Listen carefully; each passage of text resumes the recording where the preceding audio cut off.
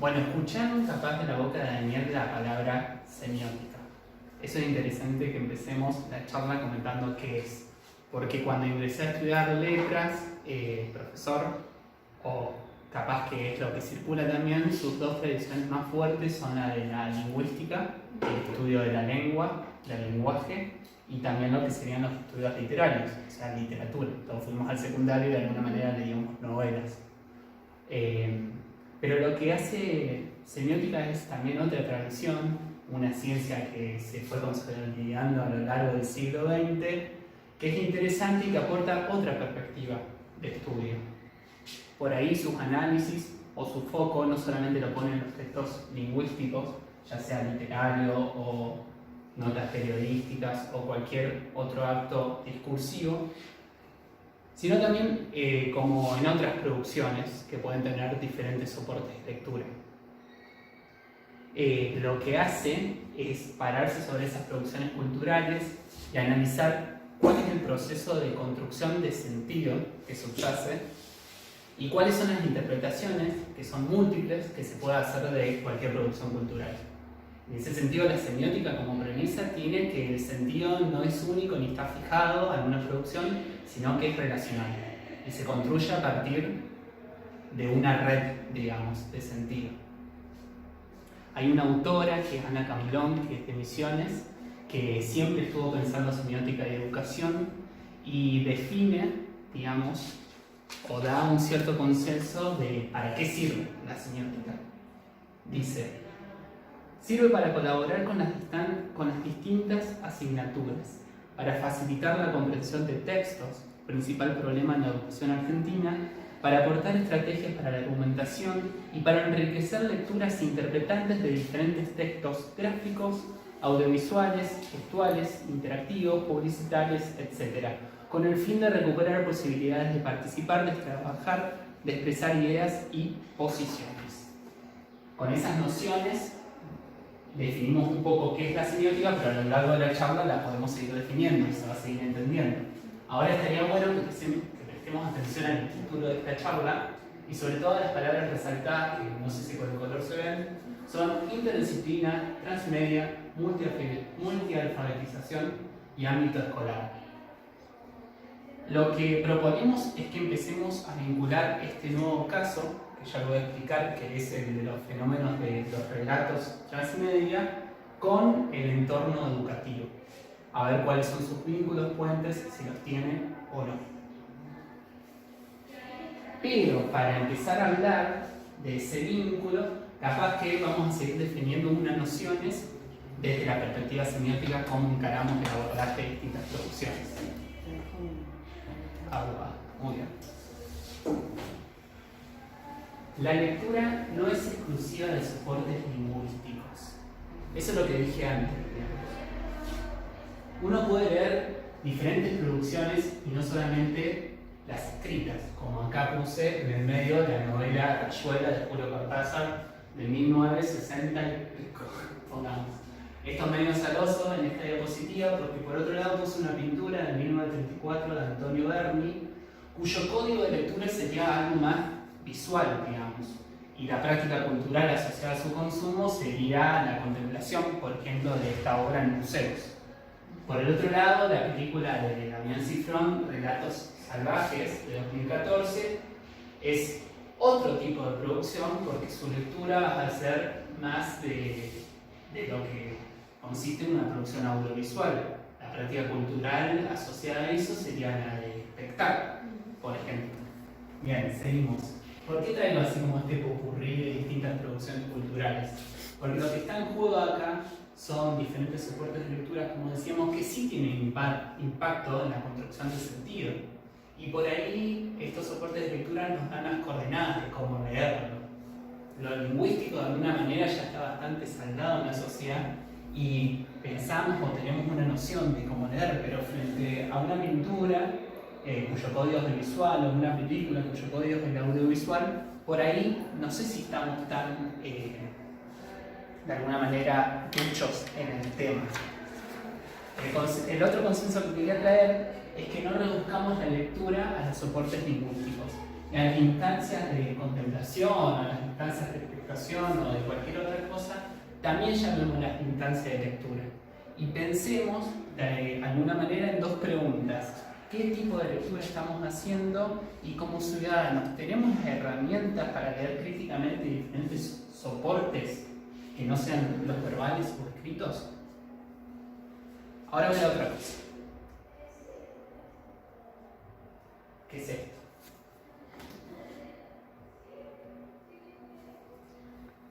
Dije semiótica y como perspectiva propone algunos modelos para pensar los diferentes momentos asociados a cualquier producción cultural.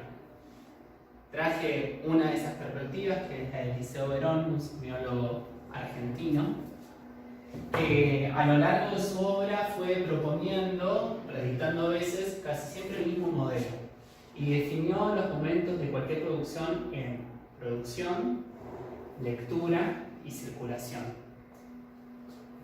En producción sería ese proceso de construcción de sentido de una pintura, novela o película previo, en donde el sentido se construye relacionalmente con diferentes condiciones sociales, culturales, económicas y políticas que van a condicionar, pero a la vez posibilitar, determinada construcción de sentido.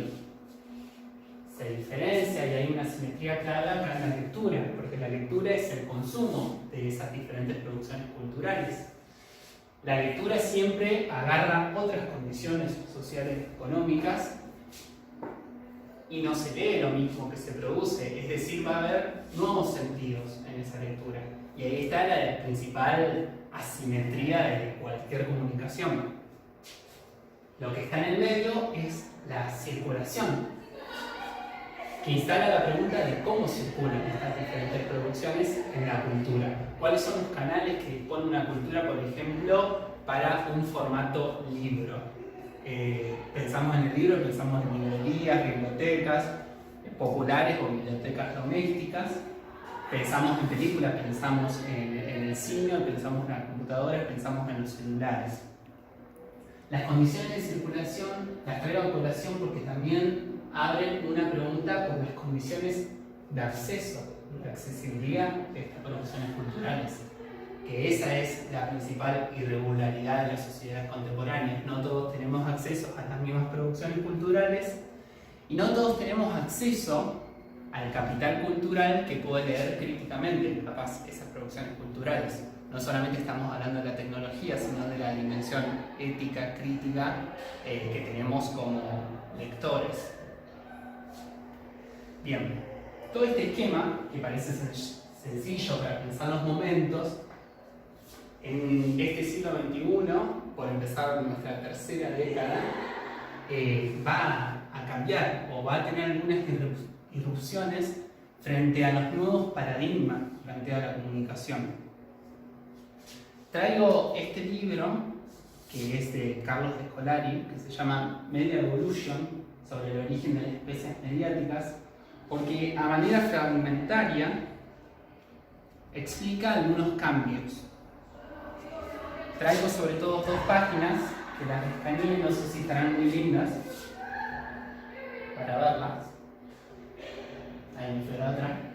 La primera habla de unas 10 fluctuaciones de los nuevos paradigmas de la comunicación humana. ¿Cuál nos va a interesar a nosotros? Obviamente la número 4, porque eso venimos a hablar. Se habla de un cierto pasaje de relatos monomedia a relatos multi o transmedia. Ahora en la siguiente diapositiva, 2 páginas siguientes al libro,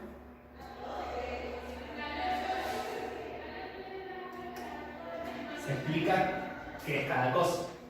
Vamos a la transmedia. Está definido como un movimiento centrífugo que expande una narrativa en muchos medios y plataformas con la complicidad de los prosumidores. ¿Conocían esta palabra? ¿Prosumidores? ¿Sí? Sí. ¿A qué te da una idea? Esa información son consumidores de las diversas plataformas, pero que a su vez interactúan aportando nuevos contenidos o interactuando, convirtiéndose en productores también de información o de conocimiento. Claro, buenísimo. Esa idea que dijiste tendríamos que tenerla en cuenta definir ahora qué son los relatos transmedia. Las dos características principales sería como esta expansión de un relato en diferentes medios y plataformas, y ahí entre paréntesis hay más ejemplos: cine, literatura, televisión, videojuegos, blog, portal web, redes sociales, entre otras. Y la segunda característica principal es que sus lectores tienen la posibilidad de participar en la construcción del mundo narrativo. Capaz que tenemos que pensar en los relatos transmedia como un emergente de los tiempos de digitalización o en los tiempos de nuevos medios que permiten, de alguna manera, tipear rápido y materializar una lectura en unas redes sociales o en un portal web. Bien, este libro lo pueden ir pasando y chusmeando, y si les genera alguna duda, me la preguntan. Ahora, para seguir avanzando, vamos a algunos ejemplos. ¿Quedó claro más o menos qué es un relato transmedia? Sí. Tiene esas dos características, y a la vez tenemos que pensar que si hay diferentes medios y plataformas puestas en juego, va a haber diferentes soportes de lectura también. Entonces uno no está como lector enfrentado solamente a lo lingüístico, sino también a lo visual, audiovisual, sonoro e interactivo. Y ese tipo de código tengamos en cuenta porque después vamos a hablar. Acá traje algunos ejemplos y primero vamos a empezar con un transmedia de ficción. ¿Fueron consumidores alguna vez de Harry Potter? No, sí, ¿Sí? obviamente. Obviamente. Pero yo soy toda de infancia. ¿Sí? ¿Y qué tipo de consumo hacías? Y primero las películas, Ajá. lo visual, los libros. ¿Sí? Y que era como que veías una película, ibas al libro de esa película. Primero, al ser, digamos, chica, cuando vi primero vi las películas. Ajá. Pero cuando vas al libro es como que te enfrentas por ahí con dos realidades completamente distintas. No es lo mismo el libro que la película, es como que está bien, la película tenés que reducir el libro, no podés contar el libro entero, pero el libro creo que es mucho más, no sé, para mí hay más detalles. Ajá. ¿Vos también? Sí, me pasó con el libro de Game of Thrones también. Ajá. O Es sea, una realidad distinta. en Game of Thrones está toda la... Cambia Están las por series, completo, sí. pero también están los libros. Exacto. Bueno, también en Game of Thrones, como pasa en Harry Potter, se hicieron videojuegos Sí. sobre esas narrativas. Y de alguna manera lo que pasa es que ese relato empieza a expandirse. Lo que vos decías de los detalles, que los libros agregaban mucha más data, capaz. Bueno, habla de eso, como una cierta expansión, se cuenta más, se dice más. Incluso lo que tienen como estas narrativas que se consumen masivamente es que no simplemente se pasan a producciones diferentes, sino algunas permiten la participación de estos prosumidores o lectores que pueden intervenir en el relato y seguir agigantándolo. Harry Potter tuvo eso, quizás empieza con los libros, se van a películas, a videojuegos, pero también a determinados portales web que permiten que la fanfiction, o sea, los fans que siguen escribiendo sobre el mundo narrativa, tengan lugar en una plataforma que la misma audiencia produjo. Por ejemplo, J.K. Rowling, en combinación con otras franquicias, abrieron un portal que se llama Pottermore. Sí, cada lector va aportando nuevas ideas y Exacto. creando nuevas versiones. Exacto. Bueno, en este tan chiquitito dice: la expansión tiene límites amplísimos, depende de cómo se siga llevando esa narrativa. Anteriormente me la saltían, pero estaba bueno pensar en que una narrativa transmedia, el mundo narrativo que construye, dispone de varias puertas de entrada. Vos contabas que empezaste con las películas, y eso es súper legal, y está bien, porque uno de las películas capaz que dio un salto al libro. Las lecturas no son lineales, no se consume un mundo narrativo a partir de un medio y se va al siguiente, sino que se entra de varios lugares, y varios lectores pueden estar consumiendo en espacios y tiempos diferentes y de alguna manera están en el mismo mundo y entran en el mismo juego. Bueno, es más, ahora por ejemplo de Harry Potter está la obra de teatro. Sigamos, hicieron. Entonces es otro tipo también de ver la misma historia, digamos, la continuidad de la historia desde otro punto. Exacto. El típico también el video, que le cambian, depende del contexto, de lo que se quiera hablar también, por Ujú. ejemplo, o de los GIF a las cosas que vamos mandando constantemente. Ajá. Para que le contemos a cámara, justo abrió en Media Evolution de Carlos Escolari la tapa donde dice prosumidor y tiene la imagen del video de Hitler que se siguió reeditando, cambiándole los subtítulos y se hicieron millones de cosas. ¿Quién produce eso, digamos? Lo producen grupos, lo producen ciertas personas y eso circula por las redes sociales. Y creo que ese videito se saca de una película, ¿no es cierto? Sí, Es un fragmento de una película. Bueno, eso es más o menos, no sé si podríamos llamarlo un relato transmedia, pero es una subversión del relato y una reedición constante de un mismo soporte de lectura, pero diferentes sentidos puestos en juegos en la parte de las interpretaciones. Así como existen relatos, transmedias de ficción, esta forma de expansión también la empezamos a ver en otros ámbitos, por ejemplo el ámbito periodístico. ¿Se acuerdan de esto del eclipse del sol de este año? El 2 de julio, ¿lo vieron? Sí. Bueno, eso es un claro ejemplo de cómo los medios pueden poner en la agenda un tema. Está bueno que miremos la pantalla de cualquier canal de televisión, acá pusimos TN, que casi siempre vemos en los márgenes superior e inferior hashtag, ¿no es cierto? Sí. Y acá dice numeral eclipse de sol en TN. Eso reenvía automáticamente a otra red social que es Twitter. En Twitter, estos hashtags articulan un montón de lecturas que pueden hacer los usuarios y seguir acrecentando ese acontecimiento que construyó los medios. El relato se sigue expandiendo y el acontecimiento de eclipse solar en Argentina se carga de sentidos, de múltiples sentidos que se puede usar para mil cosas. Acá también podría haber traído un montón de imágenes de memes que circularon en relación al eclipse solar y también es parte capaz de ese relato transmediático que amplía su panorama y uno puede entrar como lector desde varios ángulos. El relato es construido cooperativamente, habla de esa segunda característica del relato transmedia que dijimos, de estos prosumidores o lectores que participan y colaboran de la construcción del mundo narrativo. Bueno, si tienen algún ejemplo más de relatos transmedias, en algún otro ámbito. No, el libro me llamó la atención cómo está contado, Ajá. es el formato del libro. Sí. Bueno, Los videojuegos. sí, la serie de Walking Dead es una serie, están los cómics y hay videojuegos también. Ujú. Eso. Con Pokémon o Pokémon, no sé ¿Cómo? dónde llega el También. acento, que hasta tuvimos la búsqueda La de la casa, aplicación, sí. claro, la aplicación para Reguló prácticas y los cuervos también eran parte del Sí. relato transmedia y circulaban por la ciudad en busca de Pokémon. Se hacían reuniones para salir a buscar Pokémon. Esa es como la eclosión Sí, del fue relato ahí. transmedia, fue a lo más que pudimos llegar. Bueno, ¿qué se vendrá ahora? Podríamos preguntarnos. Dijiste Walking Dead y también agregamos, por ejemplo, todo el mundo en relación a los superhéroes. Por ahí, como eso es y se consume masivamente, se siguen expandiendo en películas, series, dibujos animados, historietas, novelas. La figura del Guasón se sigue reeditando 1000 veces. Ahora tenemos la última película, digamos, del Joker. Transmedia de ficción. Pensemos todas estas características ahora en otro ámbito, que es el ámbito educativo.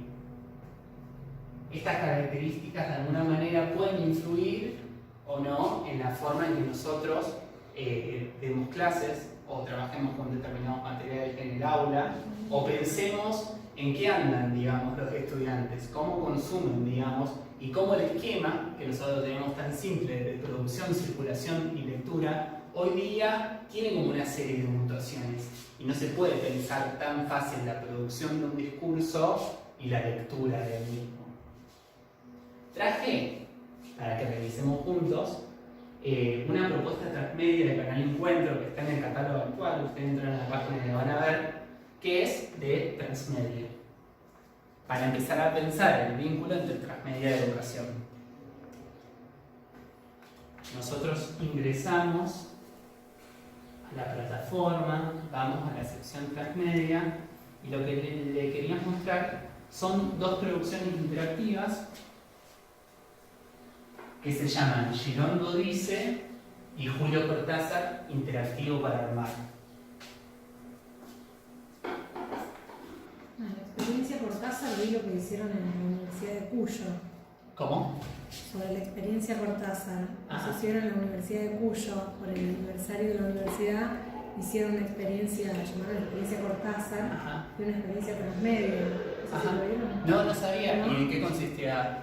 Y había una plataforma, una página web habilitada en donde había, por ejemplo, fragmentos de distintos textos escritos por él y invitaban a los lectores a reversionar esos textos. Ajá. Y después hicieron un compilado y lo subieron a la plataforma. Ajá. Había extractos de entrevistas, de radio, fragmentos de sus novelas. Ajá. Y después en la exposición había, ¿cómo se llama? El código que uno puede escanear con Sí. el celu y desde ahí acceder Bueno. a otra plataforma. Toda la exposición de la universidad. O sea, estaba Claro. Bueno, debe tener bastante coincidencias con lo que vamos a ver ahora, que decís. Si no las mismas, porque es muy, Lo habrán sacado muy de ahí. parecido. Claro. No sé cuál fue primero. Vamos a empezar. ¿Cómo funciona? Pero acá trajan unas imágenes.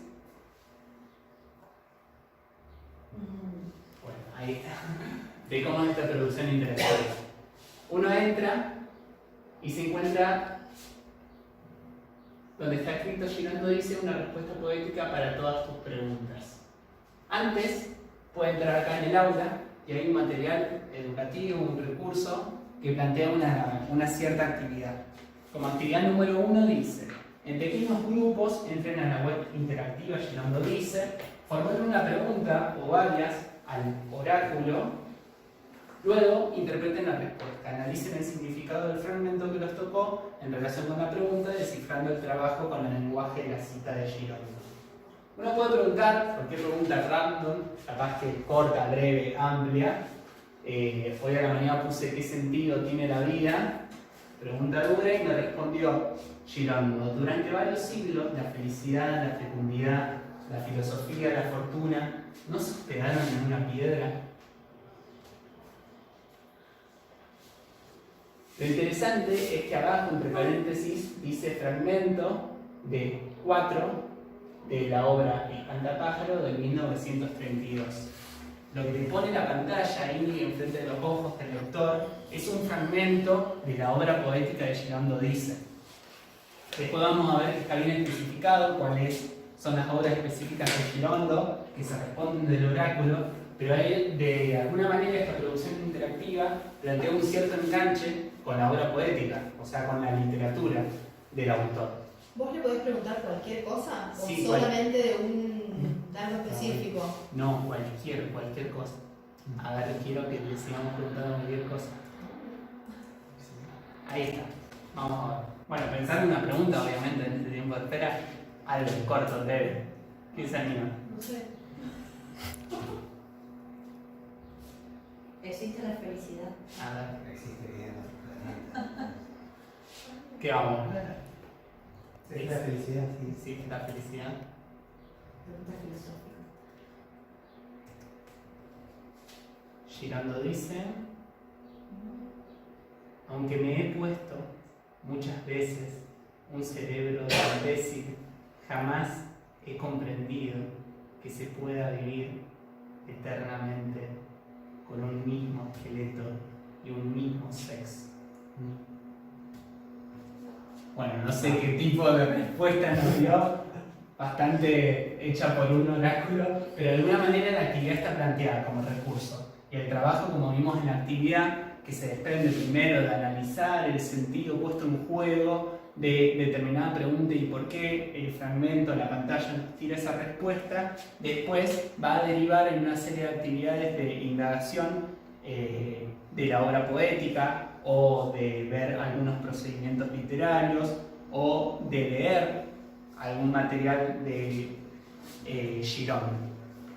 Después, vayamos teniendo un conteo más o menos de los medios puestos en juego acá.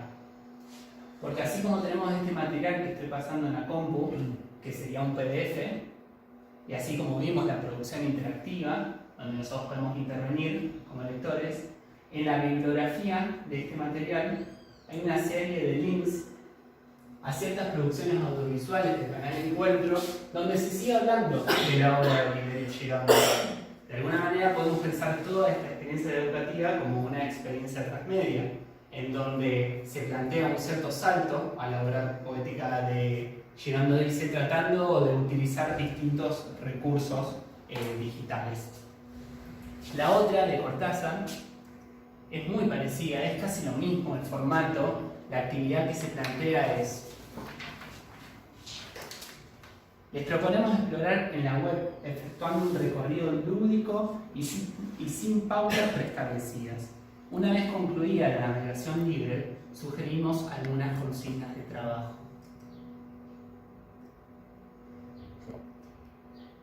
Era más o menos como vos explicabas.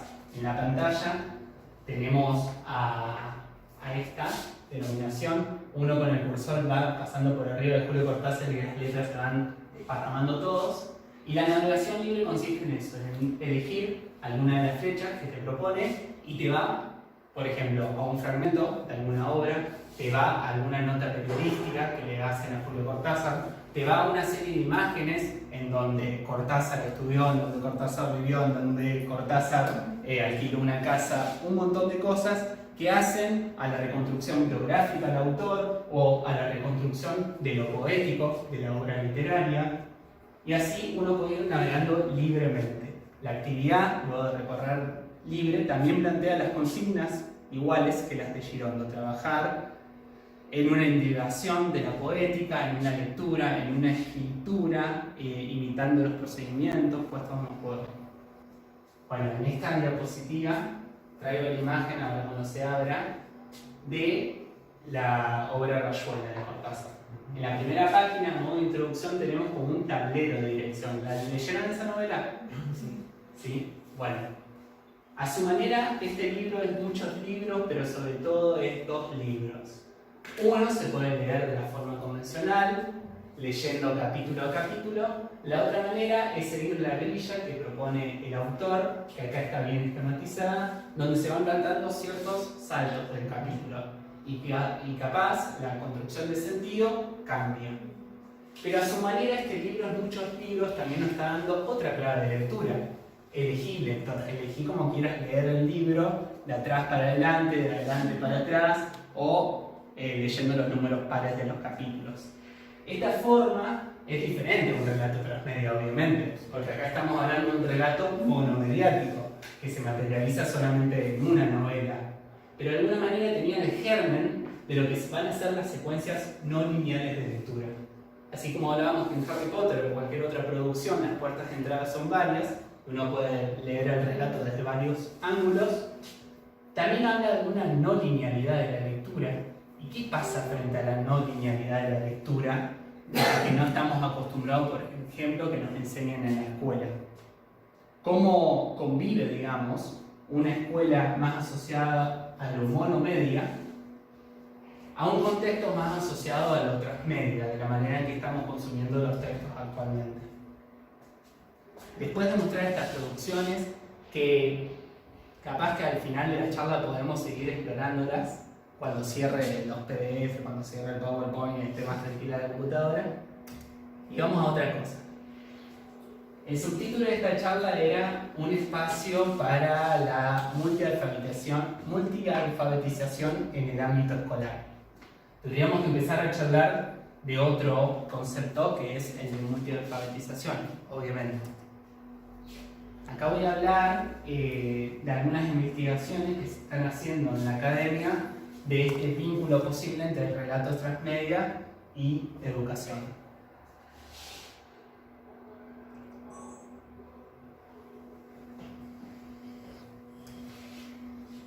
Ahí va. Estamos tranquilos. ¿Alguna pregunta hasta acá? ¿No? Dale, seguimos. Traje algunas cosas. Primero, esto. Alfabetismo transmedia en la nueva ecología de los medios. Desde 2015, un grupo de investigadores, liderado, articulado por Carlos de Escolari, el del libro, que está trabajando en una universidad de España, empezaron un proyecto. Un proyecto que tenía como base 3 preguntas. La primera era ¿qué están haciendo los jóvenes con los medios? La segunda pregunta era cómo adquieren esas competencias mediáticas o transmediáticas. Y la tercera pregunta era cómo podemos aprovechar esos saberes dentro del aula. El proyecto cierra en marzo del 2018 con ciertas conclusiones y ciertos, como después les voy a linkear en los mails, fichas de trabajo transmediático para las aulas. Está bueno que leamos 2 citas de este libro blanco, que también lo pueden ir pasando y mirando.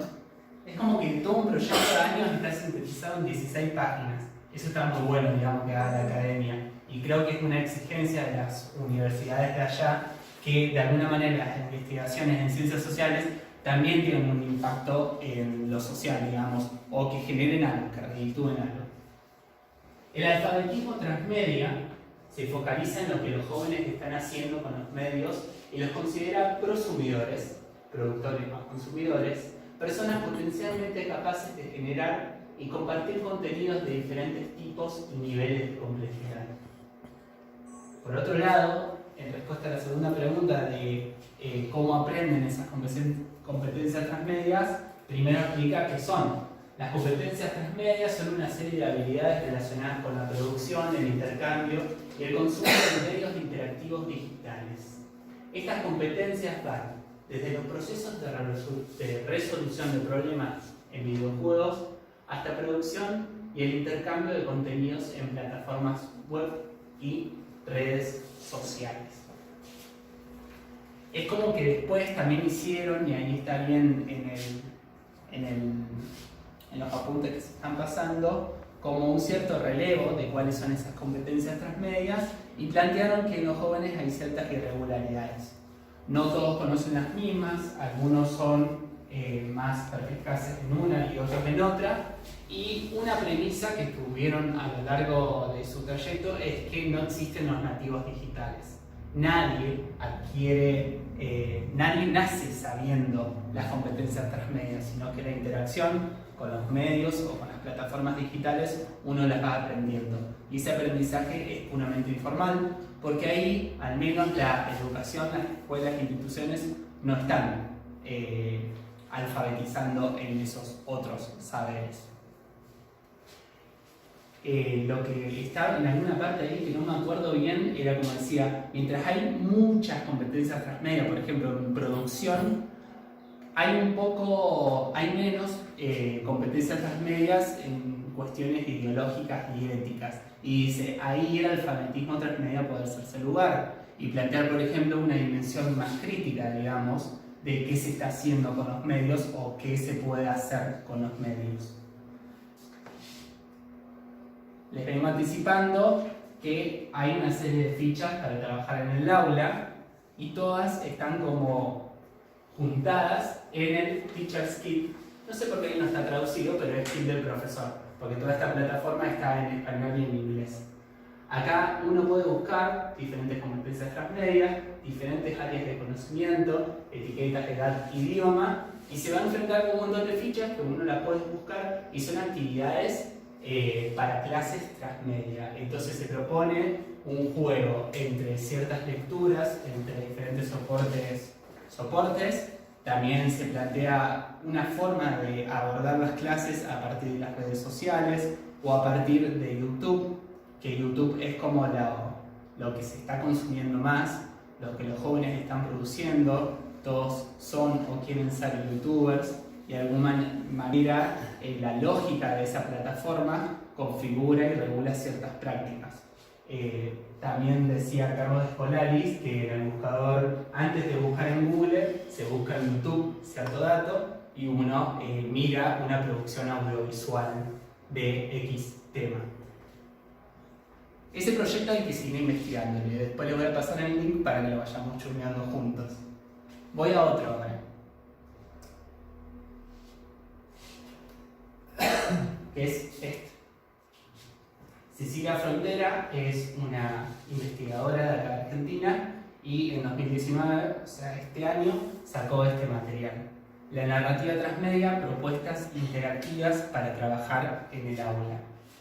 Acá explica qué son las narrativas transmedia, qué es lo funcional o lo productivo de trabajar con narrativas transmedias en el aula y vincula ese concepto que leímos de multialfabetización.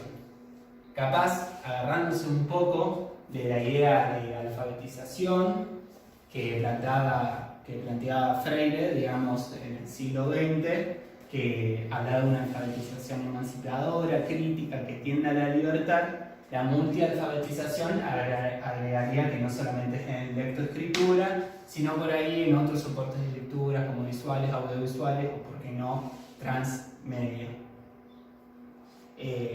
Bueno, eso hay que seguir investigándolo también, de cómo es llevado, digamos, cómo un docente puede de alguna manera inferir en esa multialfabetización, pero lo que tiene uno de estos capítulos es que para diversas áreas de conocimiento elige, selecciona diferentes narrativas transmedias que están disponibles en la red, donde uno puede abordarlas en el aula o plantear alguna lectura crítica. Acá, por ejemplo, en el área de ciencias naturales dice un trabajo con cuenta regresiva, un videojuego que plasma los principios de la transmedialidad. Cuenta regresiva es una iniciativa llevada a cabo a partir del año 2013 por profesionales de educ.ar. Esa es otra plataforma para investigarlo, porque ahí también se genera mucho material, aunque uno ahí un poco se estresa y dice, bueno, ¿por dónde empiezo? ¿Qué busco? Al menos ahí está todo asentado, y lo que hizo Canal Encuentro con su sección transmedia es articular un poco las producciones esas, llevarlas o trabajar en conjunto.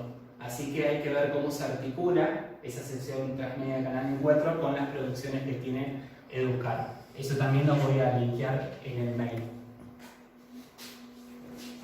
Como conclusión de este trabajo traigo esta cita que dice: el papel de las narrativas transmedia en la enseñanza de diversas áreas curriculares ocupa un lugar privilegiado, ya que muestra diversas historias contadas mediante múltiples soportes, exigiendo a los estudiantes el requerimiento de distintas habilidades y competencias para darle sentido a la orquestación semiótica que presentan los mundos narrativos, y algo docente en la implementación de diversas estrategias y recursos didácticos que deberán ser desarrollados dentro de un modelo pedagógico constructivista. ¿Alguno tiene idea de qué es el constructivismo? Sí, bueno, creo que es una perspectiva pedagógica que por ahí lo que busca es concebir al docente como un facilitador de los saberes a ser enseñados y los saberes que traen los estudiantes. Es una propuesta mucho más horizontal de aprendizaje. Lo que nos está comentando Cecilia Frontera es que la transmedia, con esta segunda característica de un lector activo que puede intervenir en la construcción de ese mundo, tiene un lugar, digamos, y el docente puede facilitar ese lugar y de alguna manera construir un relato de cualquier contenido cooperativamente. Este también lo voy pasando para que lo vean. Y seguimos avanzando.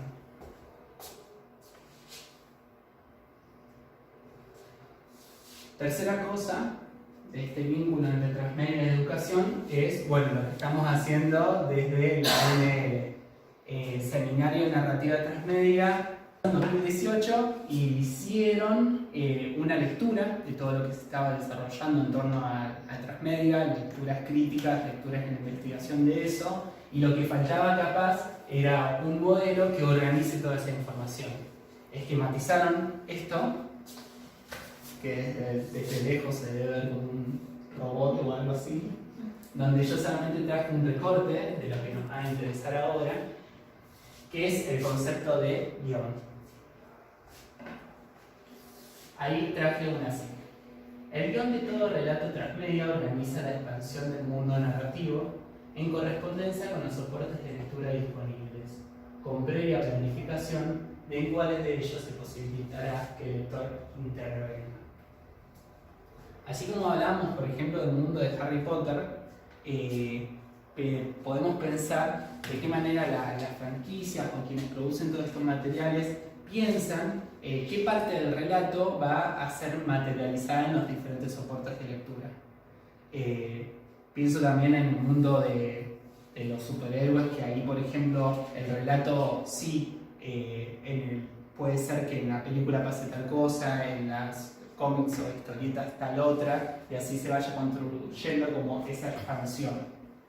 Pero ese guión, siguiendo pensando en las características del transmedia con la educación, también nos puede servir para pensar cómo guionamos las clases, cómo podemos guionar clases transmediales. Uno cuando planifica o está en el diseño de una clase, puede pensar cómo un contenido puede ser expandido en diferentes soportes de lectura. Es complicado, siempre está el tema del acceso de las instituciones, podemos hablar que en ciertas escuelas no tenemos PowerPoint, es complicado el acceso a las fotocopiadoras, o también es complicado el manejo con los celulares que pueden tener los estudiantes o no, porque podrían no tenerlo, y también, pensar todas esas cosas. Pero al menos esto nos hace pensar en qué otros medios tenemos disponibles en las aulas. Y ahora vamos a otra cosa. Bueno, vamos a este libro del Liceo Verón de la Semiosis Social 2, Semiólogo. Él derriba un poco la idea que entendemos nosotros por medios de comunicación y prefiere hablar de dispositivos. Dice que lo que hay que empezar a investigar es la mediatización, un proceso por el cual un signo adquiere cierta autonomía de la fuente y el destino y persistencia en el tiempo, entonces queda materializado como un espacio de inscripción en el mundo que no está sujeto a los actores sociales. Eso está bueno para ver, por ejemplo, en un aula, en un espacio cerrado, abierto o X, cuáles son los mensajes que están persistiendo en el tiempo. Por ejemplo, acá tenemos un PowerPoint que desvía la atención, acá tenemos una pizarra con cierto escrito de mensajes que están persistiendo en el tiempo. Y uno como docente está articulando esos lenguajes con los brazos, con las manos, y también puede pensarse como un medio de comunicación, digamos. Es alguien más que está construyendo como esa clase transmediática en la que estamos todos. Ahora bien, pensemos en otros procesos de mediatización que son posibles. A veces en las aulas universitarias o terciarios las paredes están blancas o amarillas en este caso, y no hay un afiche como teníamos en la escuela primaria, o no hay otro signo, digamos, que construya el sentido del contenido que se está enseñando. Pero capaz que a veces estamos más con nuestras computadoras o con nuestros celulares, y también son signos que tienen mensajes que persisten en el tiempo, incluso un montón, infinidades. Estamos conectados capaz a las redes sociales, tenemos carpetas Drive abiertas, archivos, y ahí estaría bueno que pensemos también, pienso en el Drive, cómo se puede ir teniendo un registro no solo de docentes, sino de los estudiantes de lo que se está enseñando, y pensar en un material cooperativo que se escriba, que se filme, que se narre de diferentes maneras. Así que eso está bueno pensarlo, y volver sobre la idea del guión para pensar la planificación de nuestras clases. ¿Dónde vamos a materializar tal sentido para después expandirlo a una narrativa transmedia?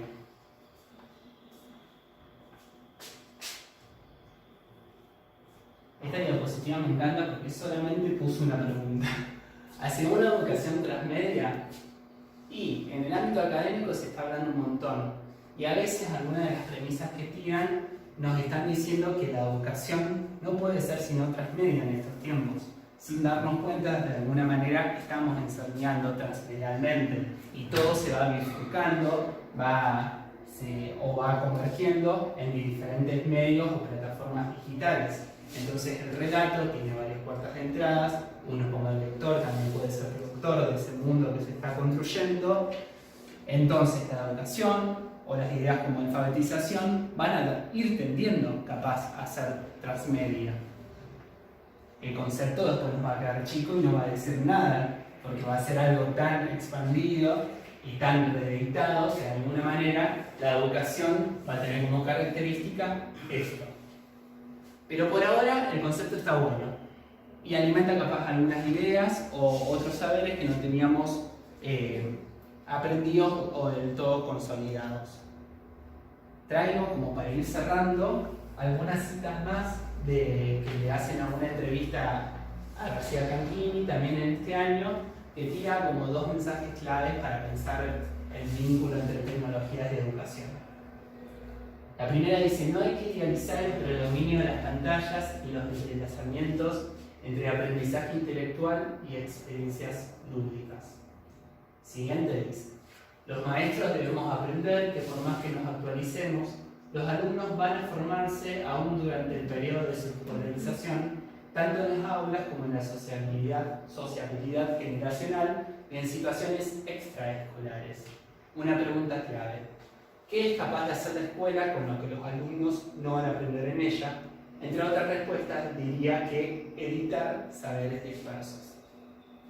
Editar, no sé si nos dice mucho, pero a mí me da como una idea de ir articulando diferentes saberes desperdigados o diferentes competencias transmedias que pueden traer los jóvenes y capaz que uno como docente no las tiene incorporadas del todo, y empezar a vincular, juntar esas diferentes competencias y hacer algo más. Una propuesta que pueda derivar en un cierto conocimiento. La semiótica, como dije, estudiaba los procesos de construcción del sentido en cualquier producción cultural, entonces sabe que están en juego ahí diferentes saberes. Esos saberes están listos para ser enseñados, aprendidos, y pueden ser concebidos como conocimiento luego en las diferentes interpretaciones y lecturas que hagamos de ellos. No sé si queda algo más para decir, es como que tengo algunas ideas más en la cabeza, pero me parece que ya estamos. Capaz que quedó alguna pregunta sobre el material que estuvieron fijándose que fui pasando, o algún otro ejemplo de narrativa transmedia. No, creo que está bueno que se empiecen a desarrollar este tipo de investigaciones, porque es cierto que la educación tradicional, porque sigue habiendo educación tradicional a pesar de que vos decís que muchas veces enseñamos transmedialmente. Pero en muchos casos, quizás la mayoría no es así, creo yo, quizás en los juicios que yo tengo o por la experiencia que tengo. Entonces, está bueno que se investigue sobre esto, que haya material para leer y que nos capacitemos y que aprendamos, que entendamos, mejor dicho, que la educación se atraviesa desde otro punto de vista a la hora de estar frente a alumnos que son transmediales. Claro.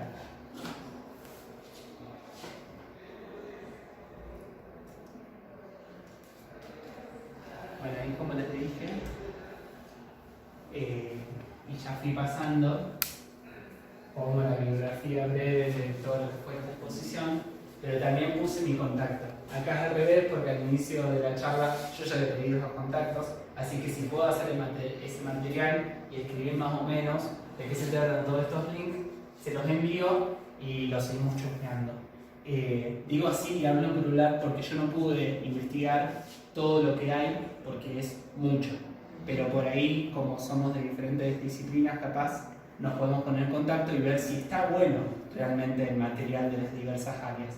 Por ahí a mí me quedan dudas del material que traje, sobre todo porque soy profesor de lengua y tengo relación con los estudios literarios, de cómo son llevadas las poéticas de los autores en la plataforma de Girondo Dice y Julio Cortázar, Instructivo para Armar. Obviamente, porque capaz que todo la innovación tecnológica tapa o invisibiliza ciertas prácticas que se repiten y que capaz no están buenas de cómo es abordada la literatura. Pienso la focalización que hacen en la biografía de autor. es necesaria para ver el proceso de construcción de sentido puesto en juego ahí. Bueno, eso tenemos que tenerlo en cuenta a la hora de enfrentarnos a este material y no mirarlos en términos de innovación, sino en términos de qué renovación de ciertas prácticas de enseñanza que están puestas en juego ahí y cómo ese soporte diferente, digital, dispara otros sentidos. Ahí invito a investigar la sección transmedia de Canal de Encuentro, porque así como yo traje las dos cosas clave sobre literatura, hay algunos otros materiales que pueden ser enseñados para las clases de construcción de ciudadanía o para las clases de biología o matemática. Así como también hay un montón de material en Educar, ahí está mucho más relevado todo lo que hay. Y bueno, queda por investigar, lo vengo repitiendo, el kit del profesor de la investigación de alfabetismo transmedia, porque ahí también hay un montón de materiales de diversas áreas de conocimiento.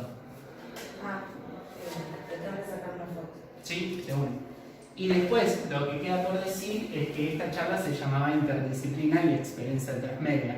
¿Qué hipótesis podemos tener en relación con eso? Es que el transmedia ahora tiene preguntas y generó problemas de cómo estamos enseñando. Capaz que considerando estos problemas y preguntas y empezándonos a fijarnos juntos de cuál es el material transmedia para las clases, podemos tener diferentes diálogos con docentes de otras áreas de conocimiento y que la experiencia transmedia sea ese punto articulador de las disciplinas. Veníamos de una charla con Daniel sobre cómo pueden ser abordados diferentes contenidos y entendimos que la construcción, los problemas de una disciplina no son lo suficientemente amplios para abordarlos, sino que necesitan otras. La experiencia transmedia ahí puede juntar disciplinas y generar nuevas lupas, nuevas visiones, nuevos problemas a abordar de un mismo acontecimiento. No queda nada más para decir, así que ya estamos.